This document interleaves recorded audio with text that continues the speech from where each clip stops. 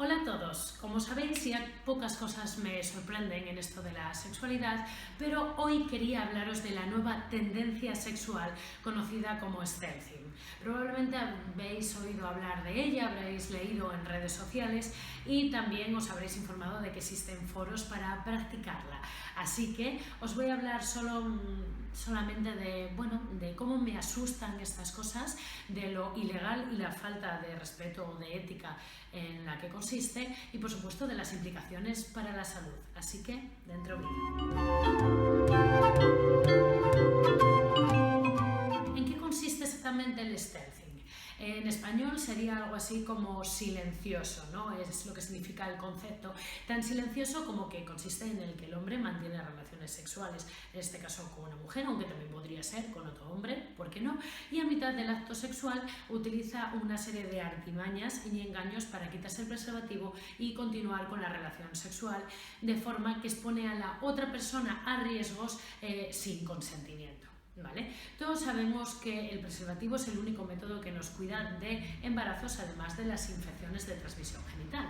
Pero lo importante no es solo utilizarlo y utilizarlo bien, sino la negociación que hay detrás, ¿no? Es decir, si tú y yo utilizamos preservativo es porque ambos queremos cuidarnos. Si tú me engañas es porque mi salud te importa bastante poco, aparte de que la tuya también, ¿vale?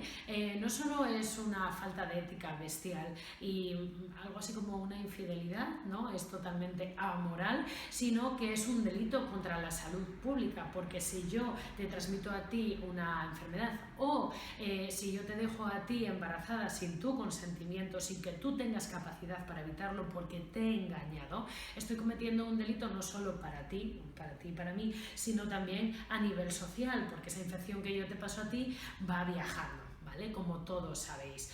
Bueno, pues el culmen son, más bien dicho, los foros en los que los hombres intercambian estrategias para este engaño, ¿no? Para poder hacerlo. Ellos defienden que tienen derecho a compartir su simiente o ya el culmen son aquellos que sí saben que padecen alguna infección y que se creen en el derecho de compartirla, ¿vale? Bueno, no hace falta que os diga lo que opino de esto, me parece una auténtica aberración. Así que evidentemente no voy a hacer un tutorial para promulgar que las personas estén vigilando constantemente que su pareja de verdad utilice el preservativo tal y como dice, pero evidentemente creo que si alguno de los chicos que pretende utilizar esta técnica me está escuchando, a ver, vamos a ver, dos dedos de frente, ¿no?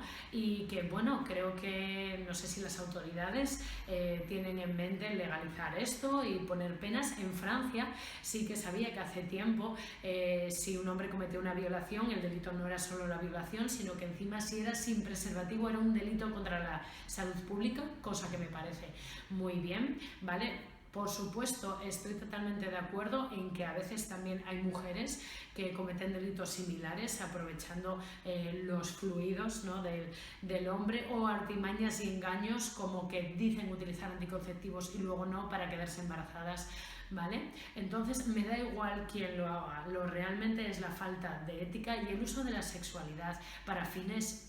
¿Qué tipo de fines? ¿Vale? Así que sé consciente de que tu libertad y tus derechos, en este caso sexuales y reproductivos, terminan cuando empiezan los del otro. Ahí comienza el respeto. Así que os animaría a todos a informaros en qué consiste esta práctica, ¿por qué no? Y a estar al tanto para que sepáis que la inteligencia humana tiene límites, pero la ignorancia, eso no. Gracias a todos por echar un ojo a este vídeo, espero que os haya gustado, que deis el like, lo compartáis para concienciar y dejéis vuestros comentarios. Nos vemos como siempre todos los miércoles con un nuevo tutorial en Sexperimentando. Chao.